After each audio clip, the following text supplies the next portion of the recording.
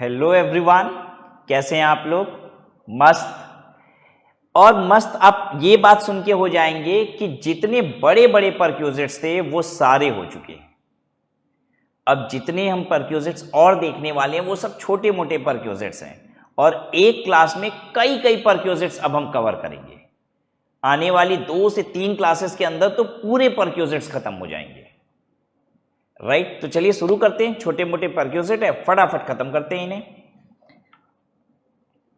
मैंने बाकी सभी परक्यूजिट को एक टेबुलर चार्ट में प्रेजेंट कर दिया है, जिसमें हम क्या बताएंगे कि परक्यूजिट क्या है, टैक्सेबल वैल्यू परक्यूजिट की क्या है, और अगर उससे रिलेटेड कोई इंपॉर्टेंट बात जो आपको ध्यान देने वाली है तो वो बात नोट में होगी। ठीक है। नॉर्मली हर जगह आपको क्या देखने को मिलेगा कि कुछ परक्यूजिट्स ऐसे होंगे जहां पे आपको एग्जेम्पशन होगी और कुछ परक्यूजिट में एग्जेम्पशन नहीं होगी। ठीक है।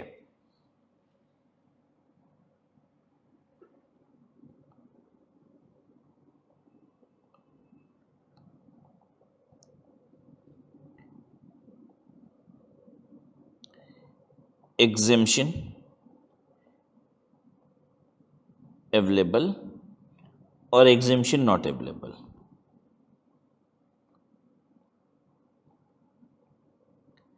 तो इन दोनों ही केस में हम वैल्यू कैसे निकालेंगे परक्यूजिट की? इसमें कैसे निकालेंगे? एग्जेम्पशन अगर अवेलेबल है तो हम सबसे पहले निकालेंगे एम्प्लॉयर जितना खर्चा करेगा, एक्चुअल कॉस्ट ऑफ एम्प्लॉयर। भाई कोई भी बेनिफिट एम्प्लॉयर को एम्प्लॉय को देना है तो एम्प्लॉयर ने जितना उसमें खर्चा किया है वही तो परक्यूजिट की वैल्यू है। एम्प्लॉयर एक पर्टिकुलर बेनिफिट एम्प्लॉय को दिया, 10,000 रुपये खर्चा कर दिया उसमें, तो 10,000 परक्यूजिट की वैल्यू है, एक्चुअल कॉस्ट ऑफ एम्प्लॉयर। ठीक है। लेकिन अगर उसमें एम्प्लॉय से कुछ रिकवर किया गया है तो वो लेस हो जाना चाहिए, amount recovered from employ less हो जाएगा।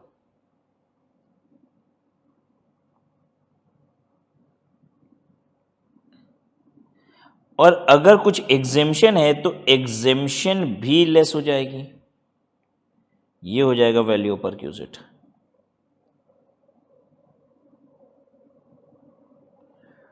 और अगर एग्जेम्पशन अवेलेबल नहीं है तो क्या होगा? जो भी एक्चुअल कॉस्ट ऑफ एम्प्लॉयर है उसमें से लेस करना होगा amount recovered from employ.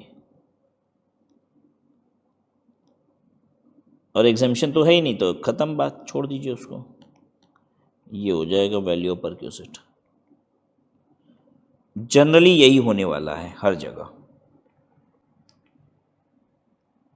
Note कर लीजिए आप भी।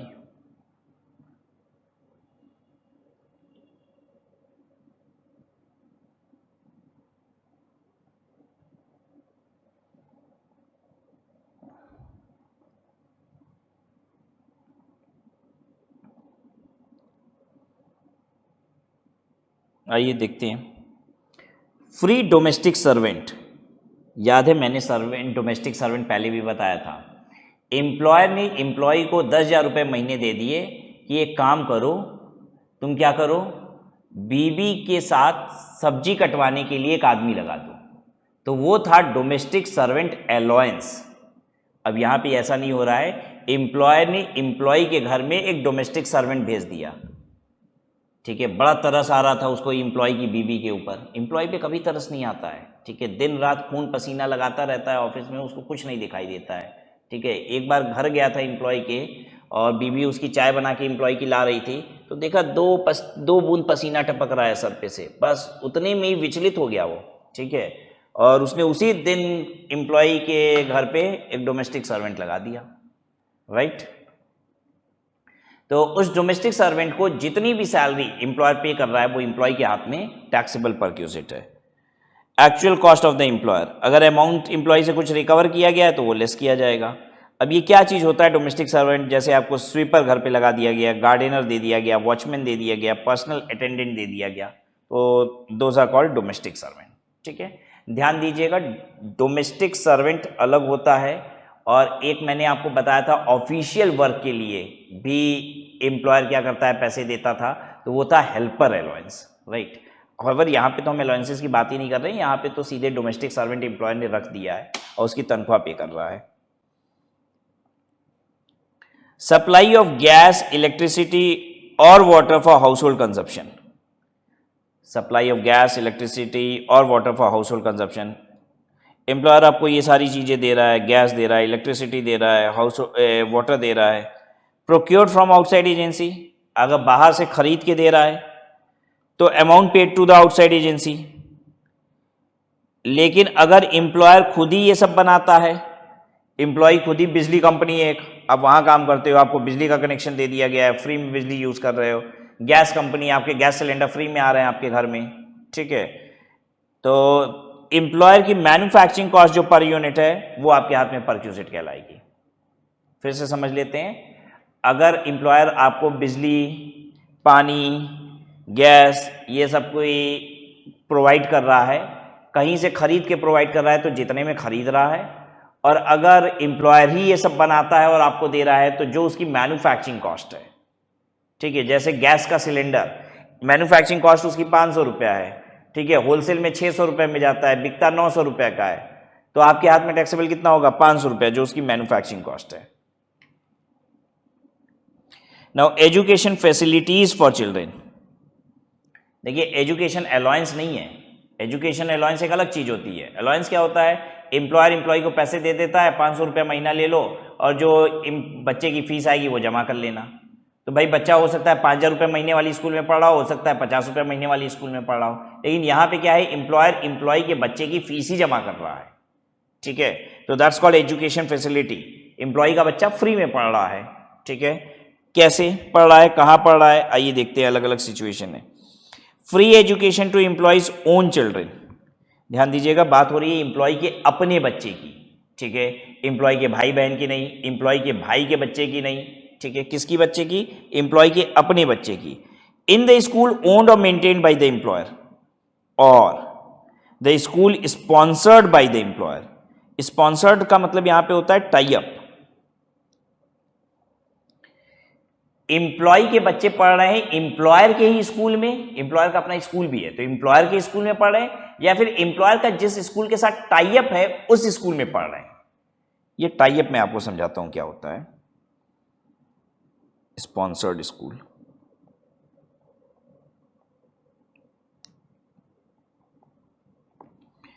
एम्प्लॉयर ने क्या किया है कि डीपीएस से टाई अप कर लिया है। किससे टाई अप कर लिया है? डीपीएस से, दिल्ली पब्लिक स्कूल से।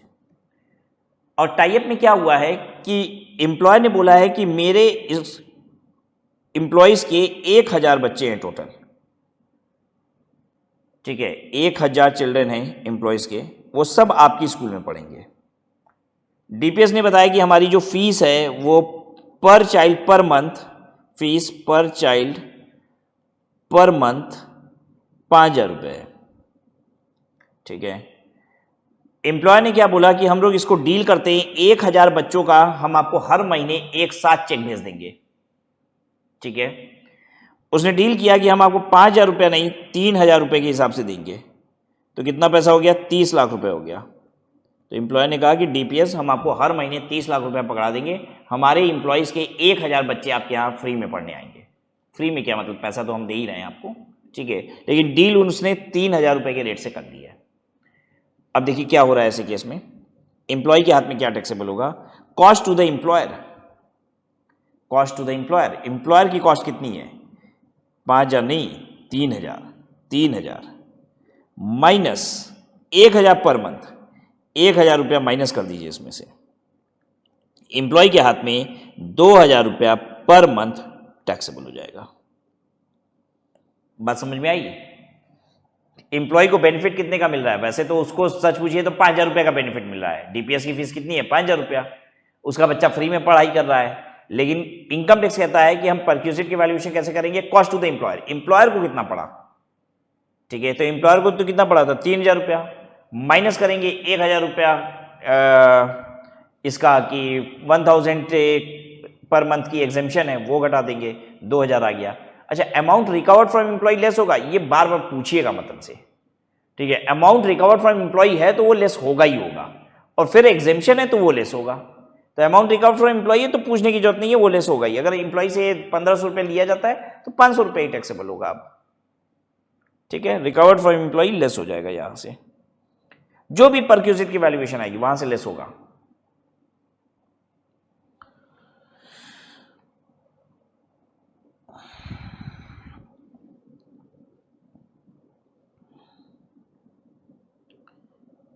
अच्छा, अगर अपने स्कूल में है तो भी again cost to the employer देखा जाएगा। भाई उसकी कॉस्टिंग कितनी बैठती है, एक बच्चे पे खर्चा, कुछ तो स्कूल का खर्चा बैठता होगा ना, कि भाई मेरी स्कूल में 500 बच्चे हैं, टोटल खर्चा इतना है, तो मेरे एक बच्चे पे खर्चा इतना बैठता है, तो जो भी कॉस्ट टू द एम्प्लॉयर है। अदर स्कूल, अब देखिए एम्प्लॉय के सारे बच्चे डीपीएस में ही जाते हैं, राइट, लेकिन एक एम्प्लॉय है वो कह रहा है नहीं, हमको डीपीएस में नहीं पढ़ाना है अपने बच्चे को, हम अपने बच्चे को ना सेंट जॉन्स में पढ़ाना चाहते हैं, हम सेंट जॉन्स में पढ़ाएंगे, हम डीपीएस में नहीं पढ़ाएंगे। तो एम्प्लॉयर ने कहा कि अब क्या जिद करें इससे, ठीक है, उसने कहा ठीक है तुम सेंट जॉन्स में पढ़ा लो, तुम्हारे बच्चे का सेंट जॉन्स का पैसा दे देंगे हम। अब सेंट जॉन्स में एक बच्चे का एडमिशन हो रहा है, तो क्या सेंट जॉन्स डिस्काउंट देगा? नहीं, 4,000 रुपया फीस है, एम्प्लॉय 4,000 रुपया जमा कर देता है, ठीक है। एम्प्लॉय के हाथ में कितना टैक्सेबल होगा, ध्यान से देखिए, क्या 1,000 रुपया लेस होगा? नहीं, कहता है कॉस्ट टू द एम्प्लॉयर, 4,000 रुपया लगा है, 4,000 रुपया पूरा टैक्सेबल होगा एम्प्लॉय के हाथ में।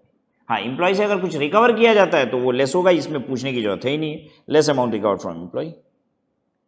अच्छा, तो बहुत इंपॉर्टेंट बात समझने वाली ये है कि एम्प्लॉयर की अपनी स्कूल है या फिर टाई अप है, तो 1,000 रुपये की एग्जेम्पशन होती है। बिना टाई अप वाली स्कूल में अगर हम अपने बच्चे का एडमिशन कराएगा एम्प्लॉय, भले ही एम्प्लॉयर पैसा दे दे, लेकिन वहां 1,000 रुपये वाली एग्जेम्पशन नहीं मिलेगी, ठीक है। फॉर अदर का मतलब अदर देन चिल्ड्रेन, क्या ऐसा हो सकता है कि एम्प्लॉयर आपके पोते पोतियों का फीस का पैसा भी दे दे?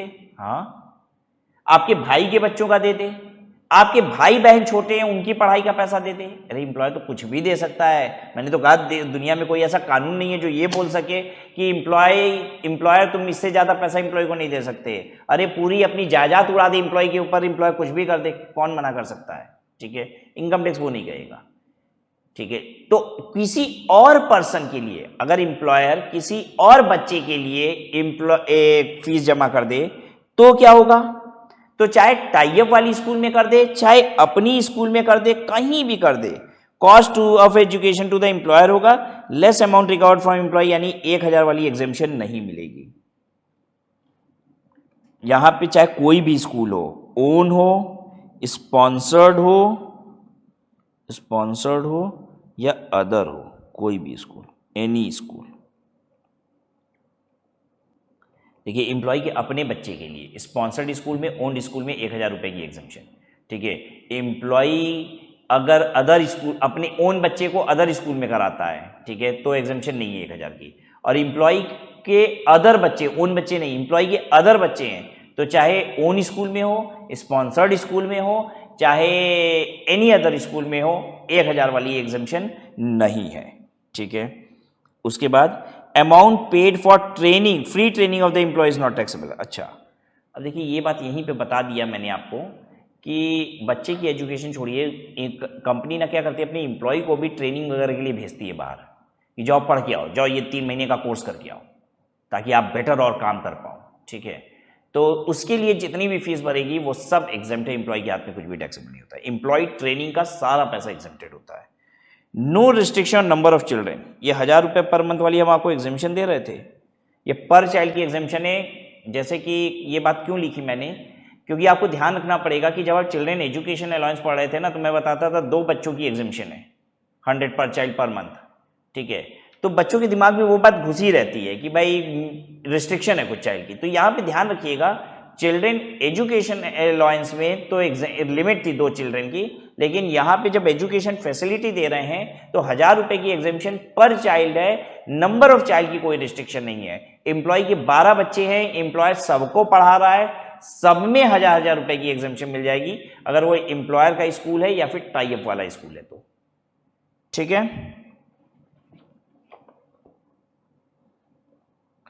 एक एग्जाम्पल करेंगे इसका, करेंगे क्या, करना ही पड़ेगा जब सर देंगे तो। Example,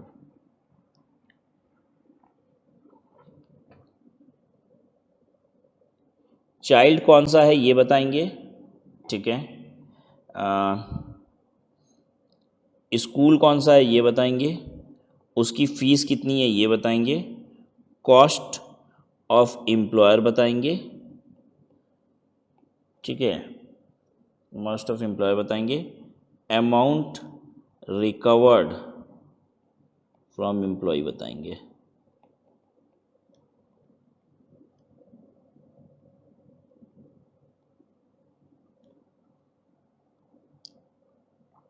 child,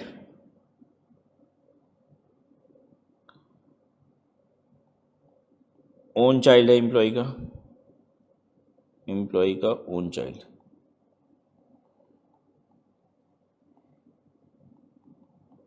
employ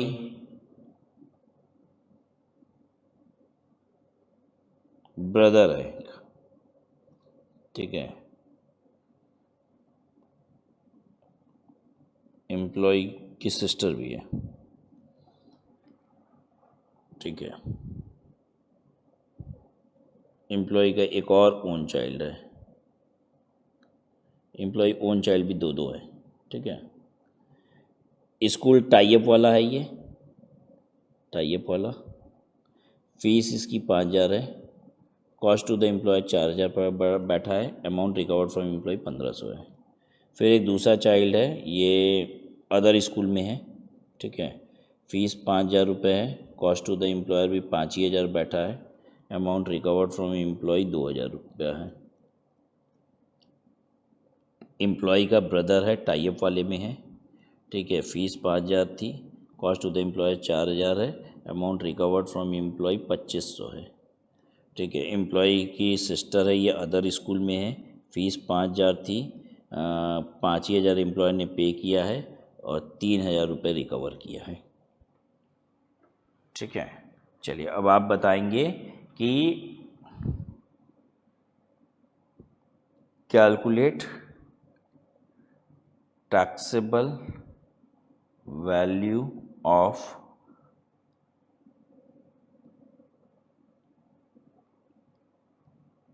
education facility परक्यूसिट।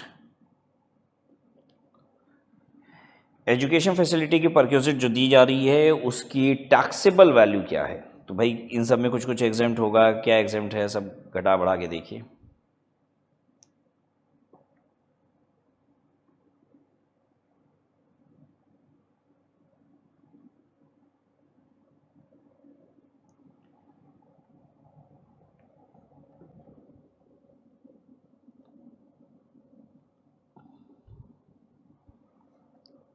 कराएं आपको, पहले वाले केस में देखिए, टाई अप वाला स्कूल है तो कॉस्ट टू द एम्प्लॉयर लेते हैं, ठीक है, इसमें से 1,000 रुपये की एग्जेम्पशन हो जाती है और अमाउंट रिकवर्ड फ्रॉम एम्प्लॉय भी लेस हो जाएगा। दूसरा, एम्प्लॉय का ओन चाइल्ड है लेकिन अदर स्कूल में है, तो भाई कॉस्ट टू द एम्प्लॉयर लेंगे और बस जितना रिकवर्ड है वो लेस करेंगे, 1,000 वाली एग्जेम्पशन नहीं मिलेगी। तीसरा, एम्प्लॉय का ब्रदर है, टाई अप वाले में है, टाई अप वाले में है तो 1,000 वाली एग्जेम्पशन नहीं होगी, कॉस्ट टू द एम्प्लॉयर लेंगे और अमाउंट रिकवर्ड घटा देंगे। ध्यान देने की बात है कि टाई अप होते हुए भी एग्जेम्पशन 1,000 की नहीं मिलेगी क्योंकि एम्प्लॉय के ब्रदर के लिए है। 1,000 वाली जो एग्जेम्पशन होती थी वो ओन चिल्ड्रन के लिए होती थी, ठीक है। टाई अप स्कूल होना चाहिए और ओन चाइल्ड होना चाहिए, टाई अप स्कूल या ओन्ड बाई एम्प्लॉयर स्कूल होना चाहिए। फोर्थ, एम्प्लॉय सिस्टर है, 5,000 रुपये कॉस्ट टू द एम्प्लॉयर है और 3,000 रुपये रिकवर्ड है। चलिए अब देख लीजिए टैक्सेबल वैल्यू, 4,000 में से 2,500 हो गया 1,500, 5,000 में से 2,000 3,000, 4,000 में से 2,500 1,500 और ये हो गया 2,000 8,000।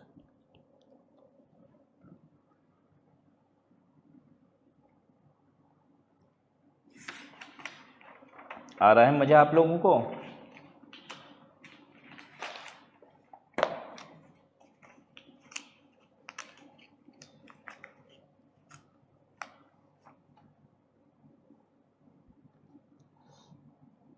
चलिए अगला देखते हैं।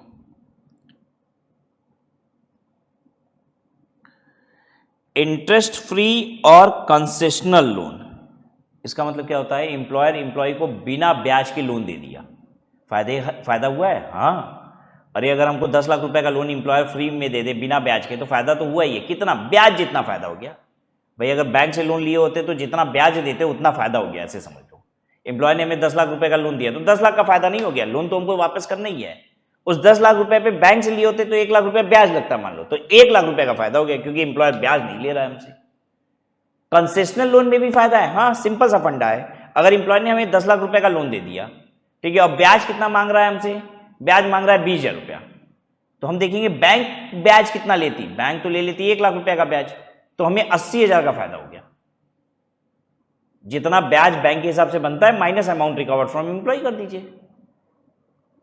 और नहीं, कोई ब्याज लिया ही नहीं जा रहा है, तो जितना बैंक चार्ज करती उतना क्या बन जाएगा, वैल्यू ऑफ परक्यूसिट।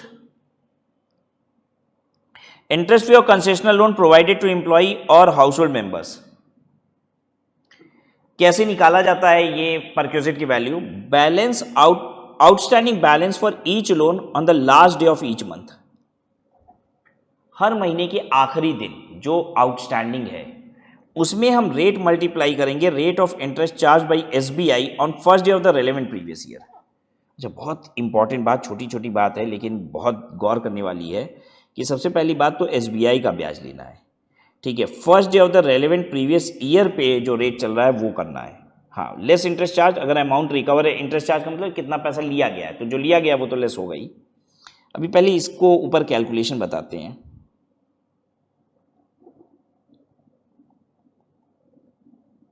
मान लीजिए इंटरेस्ट फ्री लोन है, कंसेशनल लोन होगा तो ब्याज जितना रिकवर किया गया होगा वो घटाया जाएगा, ठीक है। लोन टेकन ऑन 1 अक्टूबर 2023 ₹10 लाख, ठीक है।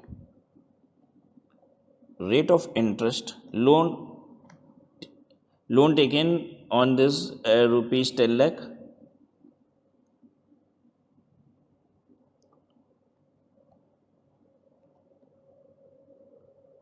From bank of Baroda, BOB से लिए हैं, ठीक है। Rate of interest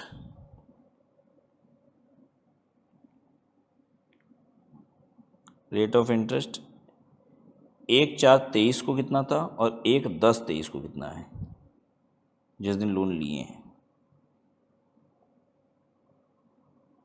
bank of Baroda का 1/4/23 को था 8%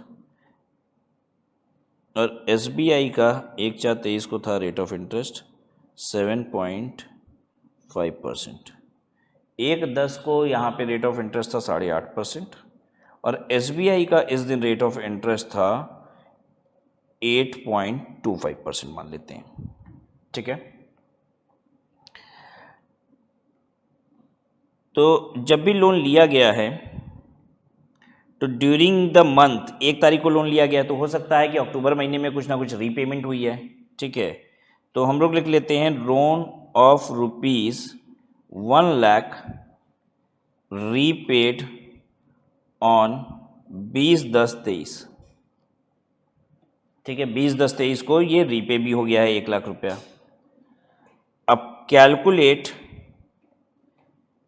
इंटरेस्ट परक्यूजिट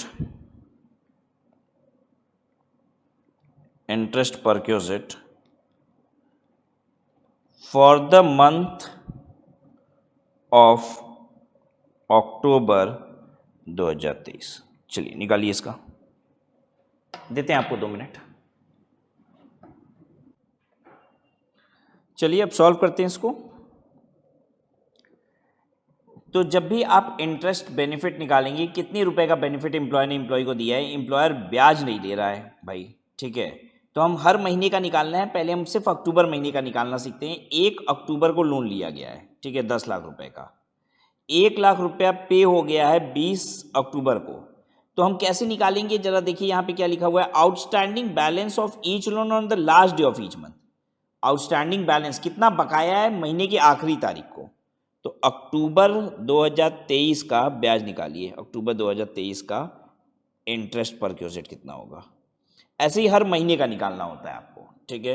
तो आखिरी दिन कितना बैलेंस होगा, 9 लाख रुपया। भाई 1 लाख रुपया रीपे हो गया, तो हमको 31 अक्टूबर को आउटस्टैंडिंग देखना है, तो उस दिन बकाया कितना है, 10 लाख में से 1 लाख पे हो गया तो 9 लाख रुपया है, इनटू रेट ऑफ इंटरेस्ट कौन सा लेना है, बैंक ऑफ बड़ौदा से लोन लिया गया है, 1/10 को लोन लिया गया है, इन सब से मतलब नहीं है। रेट ऑफ इंटरेस्ट क्या लिया जाता है, rate of interest charge by SBI, SBI का लेना है on first day of the relevant previous year. ये कौन से प्रीवियस ईयर में आता है, अक्टूबर 23, 23-24 का पहला दिन 1/4/23, 1/4/23 का एसबीआई का रेट लेना है, यानी ये इंटू 7.5%। अब ध्यान दीजिएगा, ये बात कहने की जरूरत नहीं है, आपको ब्याज 1 महीने का निकालना है और ये रेट जो होता है वो साल भर का है, तो ऑब्वियसली आप 1/12 करेंगे ही करेंगे। ठीक है, हो गया।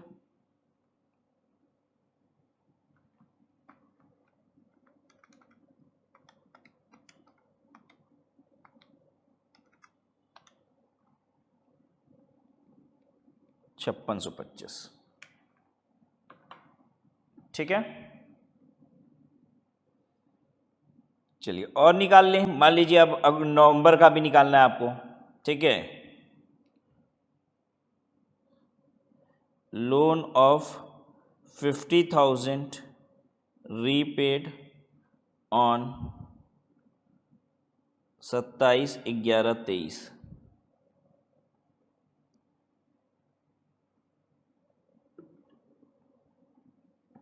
तो नवंबर 23 का भी निकाल दीजिए।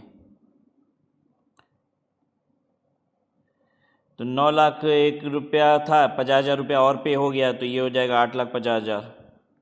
ठीक है, ब्याज वही लेना है 7.5%, first day of the financial year का लेना है।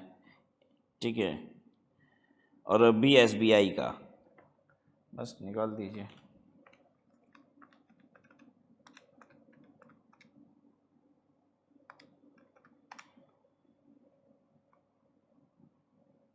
₹5313।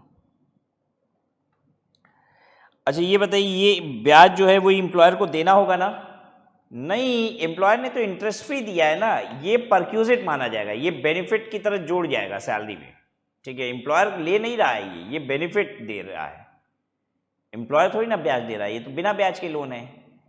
और ये ब्याज देना नहीं है एम्प्लॉय को, बस ये ब्याज उसकी सैलरी में जुड़ जाएगा एज एन परक्यूजिट, कि ये बेनिफिट मिल गया भाई उसको एम्प्लॉयर से। इसी तरीके से पूरे साल भर का हम जो निकाल लेंगे तो साल भर की परक्यूजिट आ जाएगी। ठीक है, ये हम लोग मंथ बाई मंथ ही निकालना पड़ेगा हमेशा। अच्छा चलिए, इसी क्वेश्चन को आगे बढ़ाते हैं। ठीक है, और अगला साल जो आएगा वो क्या होगा, 1/4/24। इस दिन जो ब्याज था वो था, मान लेते हैं इसका 7.25% और इसका 7% था एसबीआई का। ठीक है, और loan outstanding on 30/4/24 is 6 lakh. ठीक है, तो अप्रैल 2024, ये अगला फाइनेंशियल ईयर है, अप्रैल 2024 का इंटरेस्ट परक्यूजिट निकालिए कितना होगा। लोन आउटस्टैंडिंग ये 30/4/24 को कितना था, महीने के आखिरी दिन 6 लाख रुपया। ठीक है, उसमें इंटरेस्ट मल्टीप्लाई करेंगे, कौन सा इंटरेस्ट मल्टीप्लाई करेंगे, कौन सा। अब 1/4/24 किस प्रीवियस ईयर में आ रहा है, जिस भी साल आप ब्याज निकाल रहे हो उस साल के पहले दिन का आपको ब्याज का रेट लेना है एसबीआई का। देखिए यही बात कहता है, rate of interest charge by SBI on first day of the relevant previous year. Relevant previous year का मतलब क्या है, जब आप परक्यूजिट निकाल रहे हो, जिस साल परक्यूजिट निकाल रहे हो वो रेलेवेंट प्रीवियस ईयर है। ठीक है, तो अब हमें रेट लगाना है 7% का, ये वाला रेट हो जाएगा अब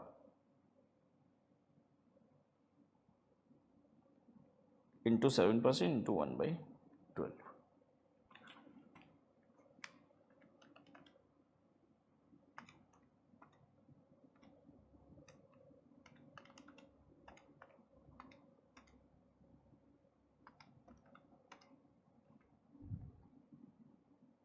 अच्छा अब एक बात बताइए मुझे, एक दूसरा क्वेश्चन दे रहे हैं, करिए।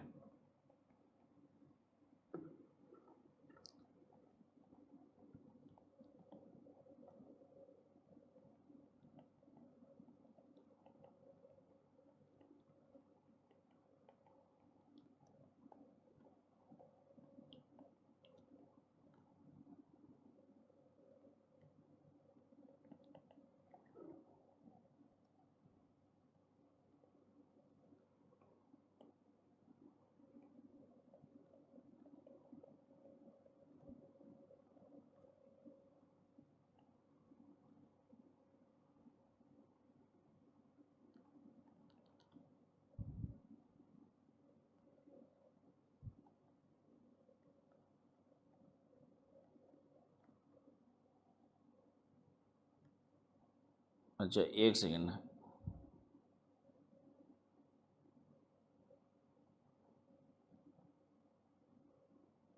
यहाँ पे जब हमने बैंक ऑफ बड़ौदा लिखा तो what I wanted to tell you is कि bank of Baroda is your employer, right? You'll understand this, ठीक है? इस बात का ध्यान दीजिएगा, bank of Baroda is your employer, ठीक है? It's not a normal bank from where you have taken, because आपको इंटरेस्ट फ्री लोन मिला हुआ है। अब यहाँ पे हम कर देते हैं फ्रॉम, बार बार बैंक ही नहीं लिखते हैं, फ्रॉम ये दे देते हैं फ्रॉम राज एंटरप्राइजेस, ठीक है? और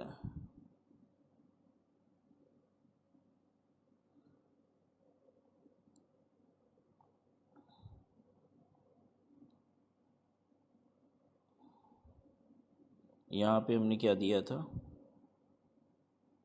ये इंटरेस्ट फ्री लोन लिया था, रेट ऑफ इंटरेस्ट ये एप्लीकेबल था, ये पे नहीं करना था, ठीक है? बैंक ऑफ बड़ौदा ये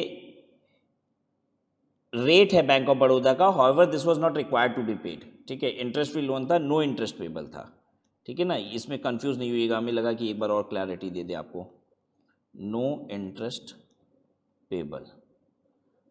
अब यहाँ पे हम अलग क्वेश्चन क्रिएट कर रहे हैं, एट द रेट ऑफ 4%, ठीक है? SBI interested same day 8%, no amount was repaid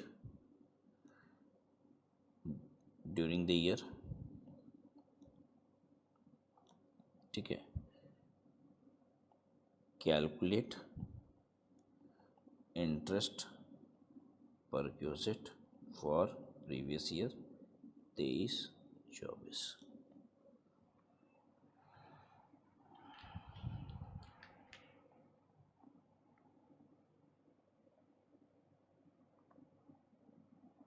तो चलिए, हर महीने का हमें निकालना होता है, हम निकालते हैं अप्रैल का। अप्रैल का कैसे निकालेंगे? कोई भी पेमेंट रीपेमेंट तो हुई नहीं है, तो 5 लाख रुपया इनटू क्या परसेंट, 8%, लेकिन 4% तो हम दे रहे हैं ना, तो बेनिफिट कितना है? एक सेकेंड, इसको 3 कर दे, 4 - 4 भी करेंगे ना तो 4 आएगा, तो आप कंफ्यूज हो जाओगे, ठीक है? 3% हम दे रहे हैं और SBI 8%, तो हमको फायदा कितने का है? 5% का फायदा है, इंटू 5% करेंगे। अब यहाँ इंटरेस्ट हम पे कर रहे हैं from Raj enterprise at the rate of 3%। Last question में बैंक ऑफ बड़ौदा मेरा इंप्लॉयर था, लेकिन वो इंटरेस्ट चार्ज नहीं कर रहा था, ठीक है? हमने उसका रेट ऑफ इंटरेस्ट आपको कंफ्यूज करने के लिए दे दिया था बस, कि भाई आपको पता होना चाहिए कि आपको SBI का ही रेट लेना है। That was clear to you? इस क्वेश्चन में राज इंटरप्राइजेस 3% का ब्याज चार्ज कर रहा है और 8% SBI का रेट है, तो यानी हमको फायदा सिर्फ 5% का है, इंटू 1/12 करेंगे। फिर वैसे ही मई का भी ब्याज निकालेंगे, वैसे ही होगा इसमें 5 लाख इंटू 5% इंटू 1/12। तो क्या आपको नहीं लगता ये 12 बार ऐसा ही होगा? ठीक है, यानी अगर हम साल भर का PY 23-24 का करें तो हमें क्या करना होगा? 5 लाख इंटू 5% इंटू 1/12, ये 12 बार हमको ऐड करना होगा, यानी मल्टीप्लाइड बाई 12। ये 12 कट गया, तो यानी ये क्या हो गया? 5 लाख इंटू 5%। यानी मैं आपको ये बताना चाहता हूं, if there is no repayment, ठीक है, नो अमाउंट वॉज रीपेड, तो आप साल भर का एक बार में निकाल लीजिए, amount outstanding into annual rate, फिर इंटू 1/12 करके हर महीने का निकालने की जरूरत नहीं है, डायरेक्ट निकाल लीजिएगा, यही समझाना चाहते थे। और आपके एग्जाम में हमेशा नो रीपेमेंट ही आता है। In exam you get question with no repayment, repayment बोलता है नहीं हुआ है, ताकि आसान हो जाए भाई, उसको कॉन्सेप्ट चेक करना है, आपकी मैथमेटिक्स थोड़ी ना चेक करनी है बैठ के कि आप घटा घटा के बार बार निकाल ले रहे हो कि नहीं ब्याज, उसको कॉन्सेप्ट देखना है भाई, आपको मालूम है कि नहीं SBI का रेट होता है, first day of the financial year का लिया जाता है, ये सब मालूम है कि नहीं, राइट? लोन जिस साल लिया गया है उस साल के पहले दिन का ब्याज नहीं होता है, जिस साल आप परक्यूजिट की वैल्यूएशन कर रहे हो उस साल के पहले दिन का रेट होता है, रिमेंबर दिस। अब आगे की बात समझिए, ये लेस इंटरेस्ट चार्ज, यही तो हमने यहाँ किया है। लेस इंटरेस्ट चार्ज कैसे कर दिया? पहले 8% निकाल के 3% लेस करेंगे, उससे अच्छा है सीधे 5% निकाल देंगे, तो यही तरीका होता है, आप सीधे 5% निकालिए। आगे देखिए, नॉट टैक्सेबल इफ, जो टैक्स नहीं निकालना है, ठीक है, टैक्सेबल नहीं होगा कब, अगर लोन 20,000 रुपये से कम का है। 20,000 रुपये तक का लोन है तो कोई भी परक्यूजिट वैल्यूएशन नहीं होगी। जैसे ये छोटा मोटा एम्प्लॉय को लोन दे दे 10-20,000 रुपया, कोई ज़रूरत पड़ गई थी तो उस पर परक्यूजिट वैल्यूएशन नहीं होगी। ठीक है,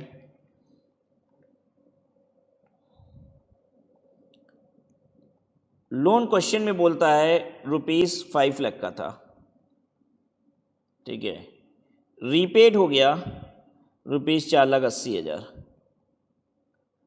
ठीक है, लोन आउटस्टैंडिंग 1/4/23 को इतना था, ठीक है, 29/4/23 को इतना रीपे हो गया, तो outstanding loan outstanding on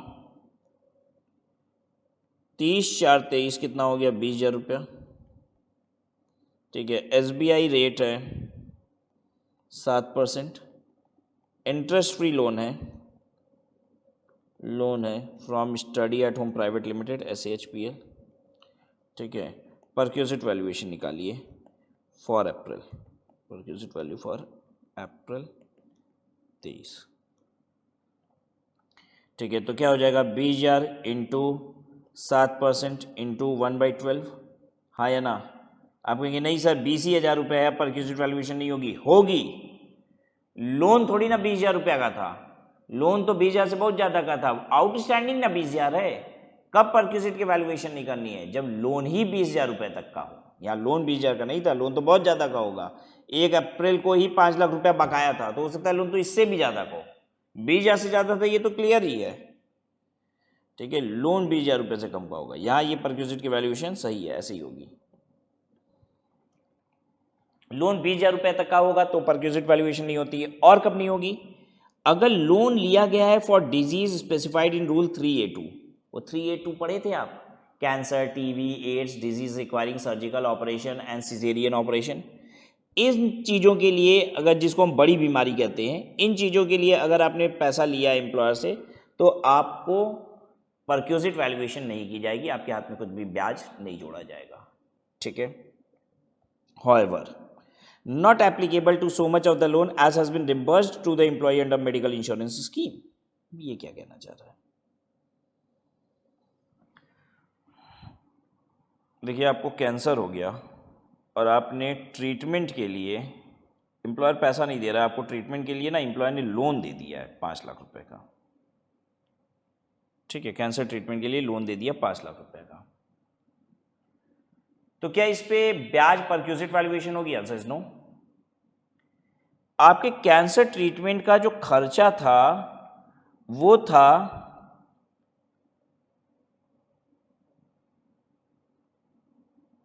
6 lakh रुपया,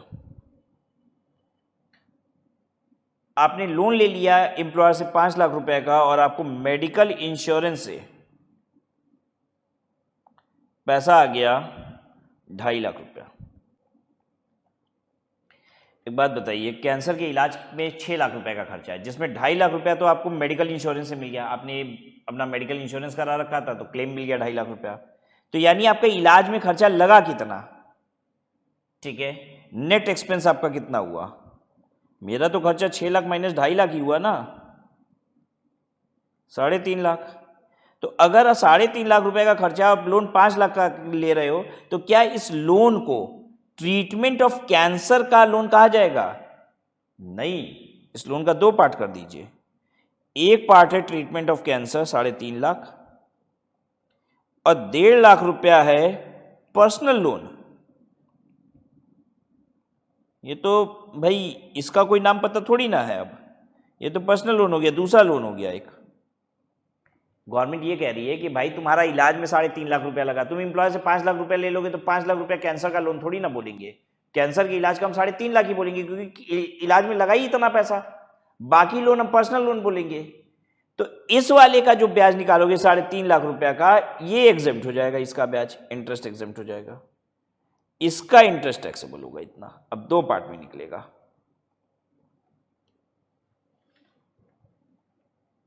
ठीक है, याद रहेगा आपको। अच्छा, अभी तक देखिए मैं आपको इंटरेस्ट, एसबीआई का रेट ऑफ इंटरेस्ट 7% है, फटाक से दे रहा था। इसके पहले वाले क्वेश्चन में भी इंटरेस्ट रेट इतना है, दे दिया मैंने। लेकिन क्या हर लोन का इंटरेस्ट रेट सेम होता है क्या? नहीं। आप बैंक जाइए एसबीआई, पूछिए लोन पे इंटरेस्ट क्या चल रहा है, तो कहेगा अरे यार लोन क्या चीज का लेना है ये बताओ पहले।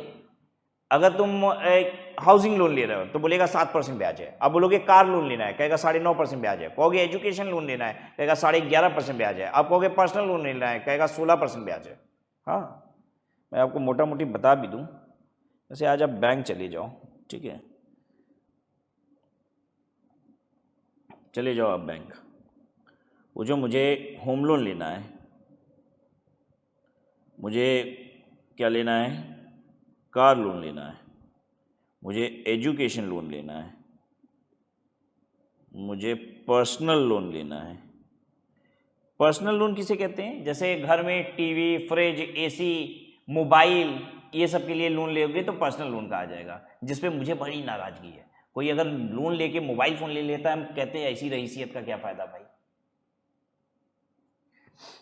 तो पर्सनल लोन होता है टीवी घर में खरीदना है, एसी खरीदना है, फ्रिज खरीदना है, इसके लिए कर्जा ले लिए हम।